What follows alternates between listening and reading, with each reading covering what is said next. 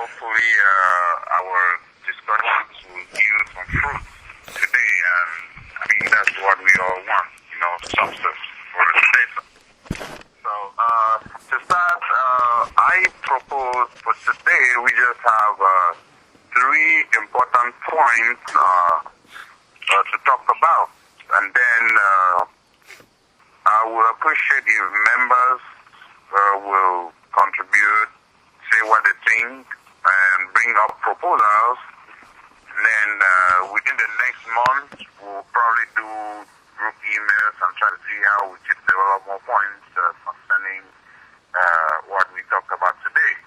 So the points we'll have to talk about today will be first will be our proposed or our kind of discussed scholarship program for students in Starlight to help finance their education in one of our own efforts to make sure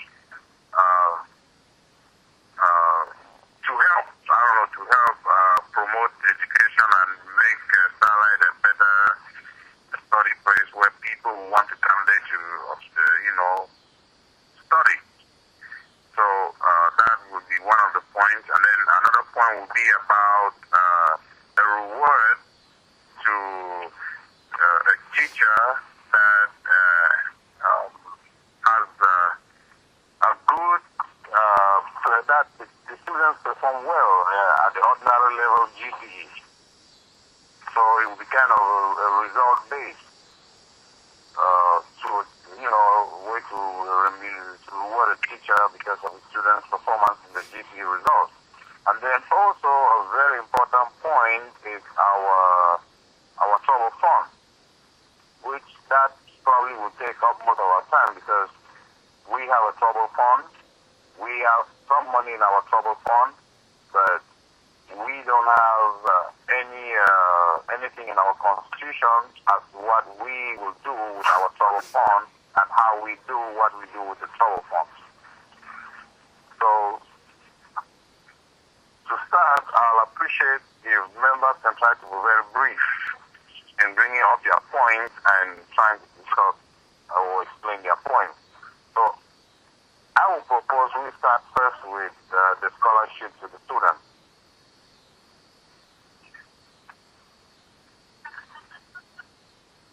Anyone has something to say about that? I mean, you just introduce yourself and then tell the group what you think about that and what you propose and how we go about it. Yes, this is Karen Camden. I was wondering, I don't know, like the scholarship, the scholarship they want to give, right? Is it for the student that did well at the GCE, like, or how is it doing it? Both from one to upset whoever is the best student that is going to be scholarship to our. Okay, let me explain it. It's a scholarship fund that we were thinking of offering to a student from Form 5, that depending on the student's results at ordinary levels. We think that it's a way to make that student to come back to Starlight, to encourage enrollment, so that to get students back into Starlight for their lower and upper sixth, their high school studies, rather than them leaving the institution after the ordinary levels. We try to make sure the best students, instead of going to the other big name schools, should come back to Starlight. So that's why we kind of technically agree that the scholarship will be limited to those at the ordinary level after their GCE, depending on their GCE results. Okay, does that also depend if the student is leaving, or it doesn't matter if you're leaving or you stay? Because I believe in most cases, like if the student is very well in ordinary level, I think that's going to continue to have the advanced level one time there. So I don't know if it's going to be like, okay, for those that want to leave, so it doesn't matter if you're leaving or you're staying as long as you have a good result. No, the criteria is you will have to come back to Starlight for high school. If you're leaving, even if you have the best result and you're leaving, then you don't benefit. The But if you're coming Yeah, that's what I'm asking. yes, Yeah, that's what I ask you. Like, does it have to be if that student is living, right? And you belong to this is the culture. You come in there to Starlight and you have a good result. You're gonna have a scholarship. But I'm asking you, does it matter? Like, it doesn't matter if you live or not. It doesn't matter if you have a best result, right? Now that's gonna be when people maybe will change their mind. Oh, because I have a scholarship, I'll leave no more. I'll just stay and benefit from the scholarship. exactly. That's our goal. So if I understand you correctly, Mr. President, which of course I certainly do, the objectives of the scholarship is of two parts. The first part, one, is to help a needy student, or to help anyone, or to help a needy student. The second part is equally to boost enrollment in Starlight College. And just because the scholarship is going to be about $50, which is what we've not mentioned yet, it also brings funds because the student is going to come back, yet their parents are going to pay the balance of his or her tuition and boarding. So I think it's of two parts. We must understand that, and that is something we haven't really made really clear. You are perfectly on the subject. It will be the scholarship, the package actually is what we are hoping will be a $200 package. $200. $100 will cover your, will pay as part of your tuition at the lower six, and then when you go to upper six, you earn the other $100. And then it will be, there will be a $200 scholarship for a female, the best female student, and there will be another $200 for the best male student, to try to make it fair across the board for both, you know, make it so much so that the males or the males don't feel left behind because of the females, or the females don't get or feel left behind because of the male. You know? Yes, if I understand you correctly, the one you just said about male and female, that's the second part of another package, right? No, it's the same package. So technically, once the beneficiaries, we will spend $200 for their lower six part of their tuition. When they go to upper six, they get another $200 each. Okay. You understand that? $100 each, sorry. And we pay that money direct to the school, but their parents know about it, so their parents know they will make up the other part of the school fees. I don't know what other criteria we would have to use, because I think if we have a quota for the averages, and if two guys or two girls hit that, then two guys or the two girls get the scholarship fund. It doesn't have to be male and female to make it even. If we want to set the quota, if we want to put a bar that the barometer to earn the scholarship is an average, then let's stick to that barometer. It doesn't matter if it's a male or female. This whole issue, and don't get me wrong, I am not a sexist, okay? I'm just saying that if... Yeah, that's fair though. Yes, if we have a barometer, let's stick to the barometer. If we have two brilliant guys, then so be it. $400 yes, each year right. to two students in high school. No. $200. It will be $200 a year. So you benefit 100 for your lower six, the other student benefits 100. When you go to upper six, you benefit the other 100, the other student 100. So it will be like you benefit $200. The $200 will be split for the 2 years. So if we just say one student, you will probably, if it's just one female, it will be that one female. I mean, we haven't decided if it will be one or two. It was kind of something I discussed with some other members who were coming out with maybe two students, a male and a female student. But then they will have to have, we will set it like we can set it at about 25 or 30 points. That you must have at least 25 or points or 30 points with A's and B's, something like that. It doesn't matter whichever subject, but you must be 25 points and up, you know, A's and B's.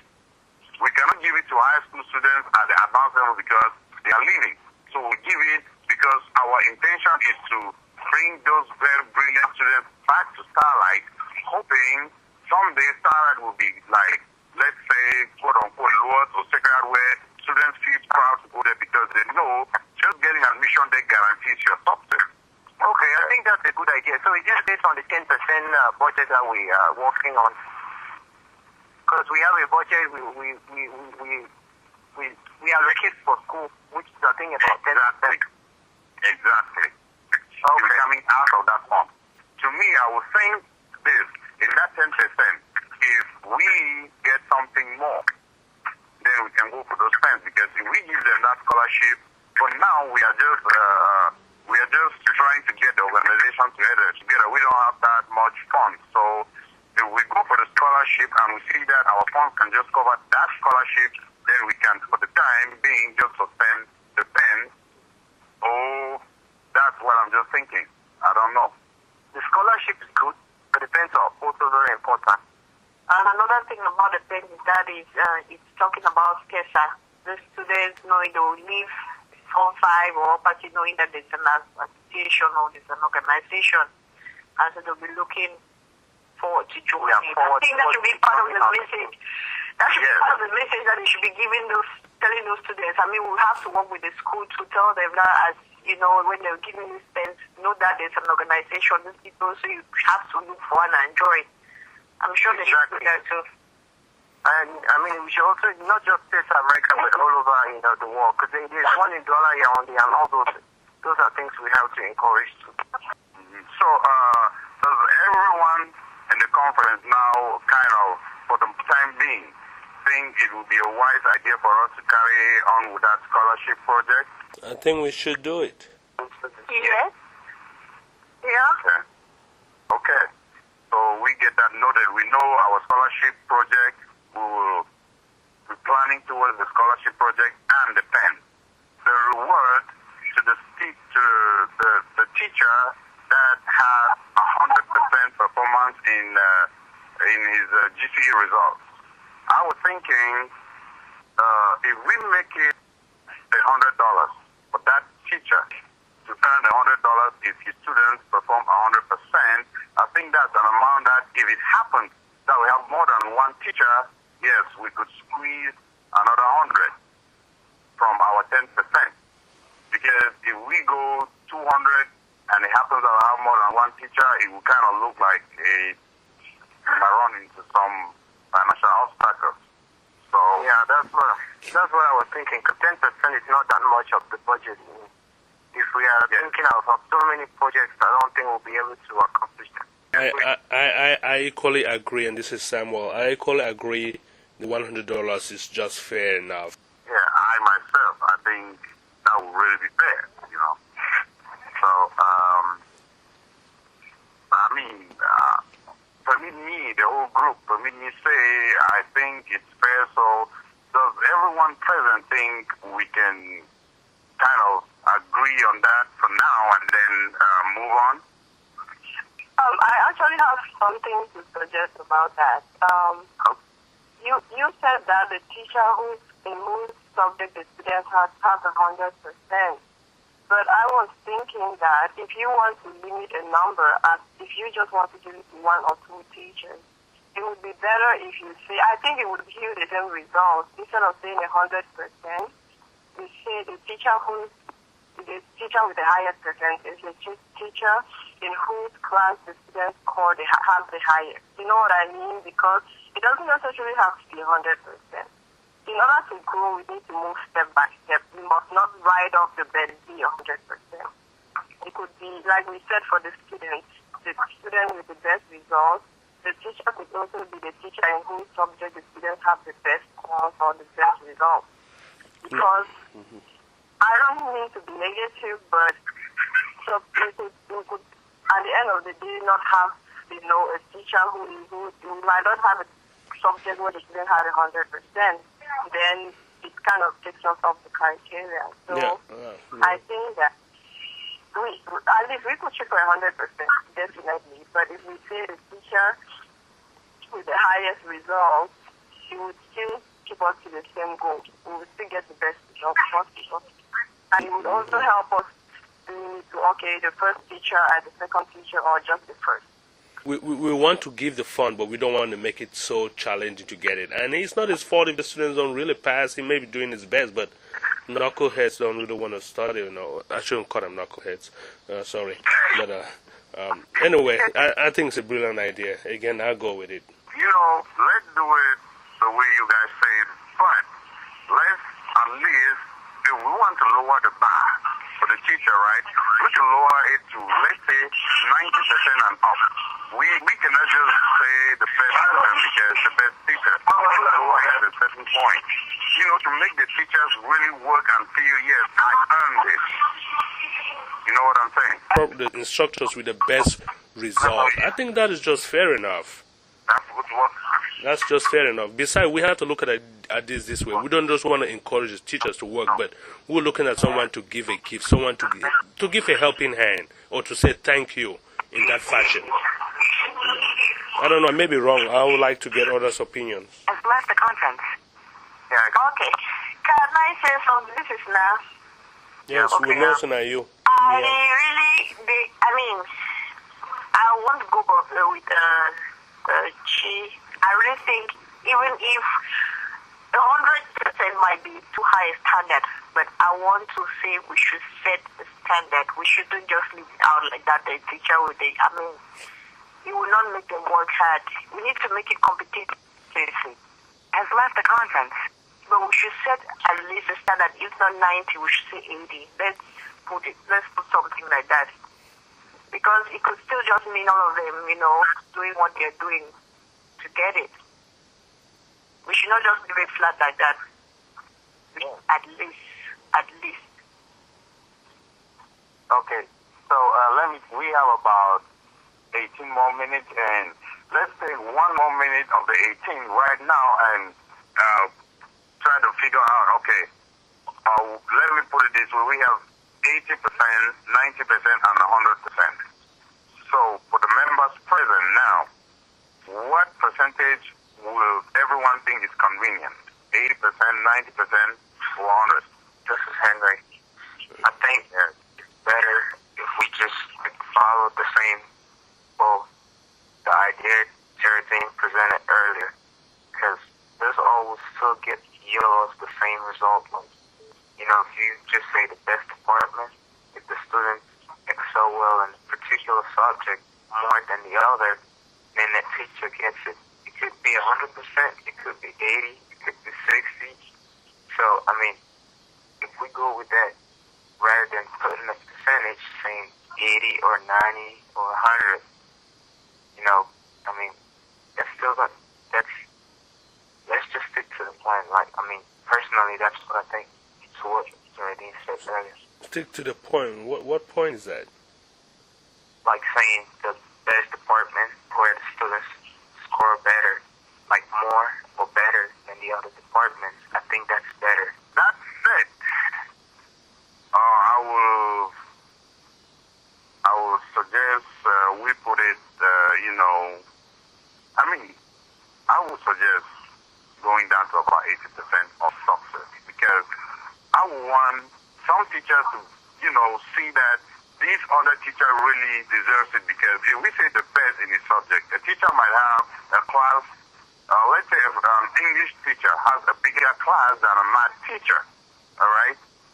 So if you just say the best, most students will perform in English than they will perform in math. You understand what I'm saying? Yeah. Yes, but if we set the bar at, let's say 80%, if the 80% success of at least A's and B's, we don't have to just go down and say E's. No. Because if we say E's, you have teachers that we might have a lot of teachers, but we are trying to make it competitive, and at the same time, Geraldine has arrived. we are trying to make it competitive at the same time, trying to limit it because we don't have that much funds. You understand? So that's why I'm thinking we really need to set the bar at a certain level for them to aim for that, because if they aim for it, Okay. people know it, they'll be having 100% success coming out of Starlight. You convince me. I'll settle for 80%. Okay. So, anyone accept 80%? Because I will accept it. Geraldine? Yes. Yes. Yes. Are you there? Yes.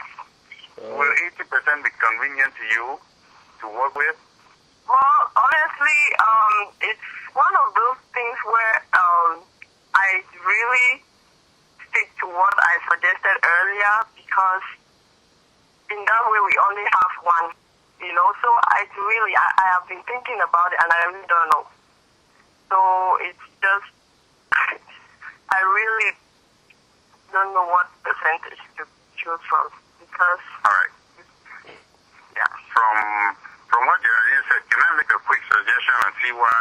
you guys think about it? Yes. Sure. Okay, for the first year, which will be the results that will be coming at the end of this academic year, can we just for now set it, say, the teacher with the best results? We don't set any bar. For the first year, we see the teacher with the best results. Probably the next year or so, we probably have come up with better ideas and see how the performance is, and then set a bar. That is fine with me. That is fine with me, Samuel. This is Samuel. Well, I think we need more. I think we need more opinion on this topic because it looks like we have right now we're not really coming to a consensus on that. Geraldine, before you went out and she really explained something. He kind of explained something why he felt the bar was necessary.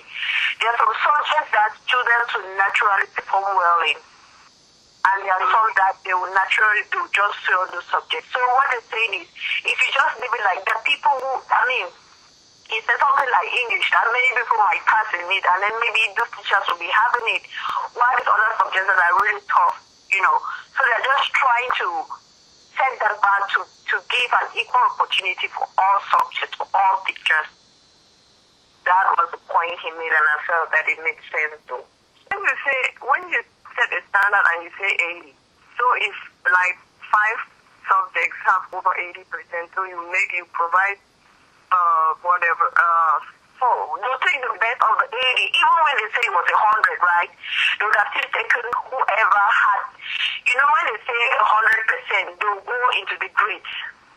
Exactly. How many students had these or these? They still have standards when it still gets to there. Well, this is what I'm gonna say.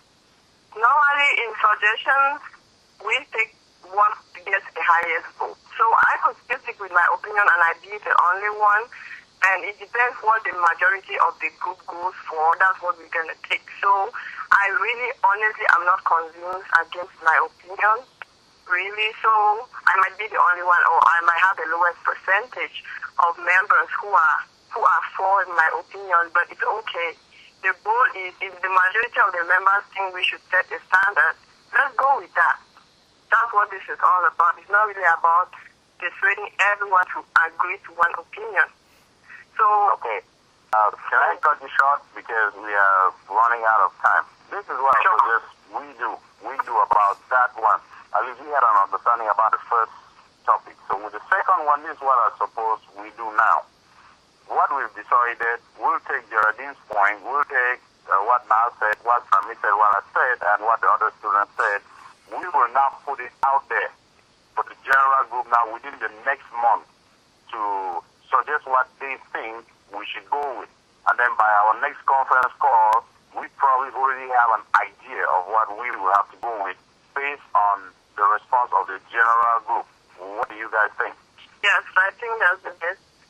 And if you can go ahead and just put all the points there, not only on these or the rest of the things that you want us to discuss on, just so if people are coming, they wouldn't say if you dial in, you will not be asking like what I put. I don't know what people are talking about. Just so they have everything on hand, or they come in with their questions or concerns or suggestions. So you just send out an email with your suggestions. And these are some of the suggestions that you have, and during the next conference call, members should come in with their concerns or questions. And I think and suggestions too. That would be better. Yeah, we'll go that route. We have to when that to January, because at least by January we should send an official mail from STESA to the schools. That way, by the time students go for their Christmas break, they already, not by the end of December, that way, before they go for Christmas break, everybody going home now already knows there's something in the works. You understand? So at least we have some time now to work on that. So I know we have time constraints right now, but I don't know.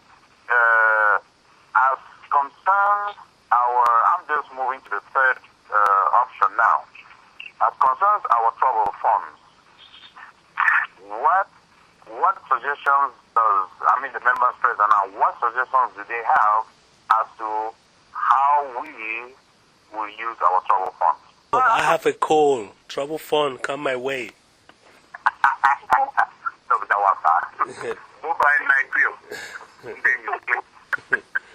This is, well, I would say, one, the members is primary. A member is primary in that trouble fund. Okay? Yes.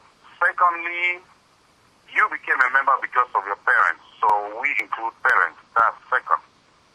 Third, some members have spouses, and those spouses have to sacrifice for those members to be part of the group, so we include spouses. And lastly, to me, that's what I'm thinking, we include the children of members. We can leave brothers and sisters for now. And to me, by parent, what I'm thinking is whoever put you through Starlight, if you were raised by an uncle that you look up to like a parent, or you were raised by an aunt that you look up to as a parent, that to me applies as that parent. It doesn't have to be a biological parent, but knowing that about 80% of the students were sent to the school by their biological parents, yes, we look at that also. So, I don't know. That's the point I just threw out there. So, what do you guys think? I agree with your suggestions. And I think what you just mentioned, the fact that someone sends you to Starlight and you, I don't know, some people have guardians, some have parents. I don't think that it should be your biological father, nor the one whom you reside with. Like you rightly said, whoever sent you through Starlight, you know, that most likely should be the one you considering your father. But what if your sister sent you through Starlight, and yet you have your parents, and yet you have your parents or one parent, and you're bereaved, your father passes, you know, shouldn't you still get that fund just because your sister sponsored you through Starlight? Of course not. So we're looking at this from the biological standpoint. We look at your parents, regardless if they sent you through Starlight or not. But again, some people don't even have relationships with their parents. So it's a tricky situation. So it's very, very tricky, and I'm just thinking that this is something that should be left open for more discussion. And I would really be very happy if we can sit down as one people during a convention and talk about this. I think we can come up with better ideas as opposed to talking a bit over the conference calls. That's just an opinion that I have, you know, because your definition of parent is different from mine. I'm not saying implicitly, but I'm just saying in some people's situations. Okay, all right. I'll give room for others to speak. I think that for the time being, if in the course of the year, because I have actually thought of that too, this is something that would be better discussed face to face.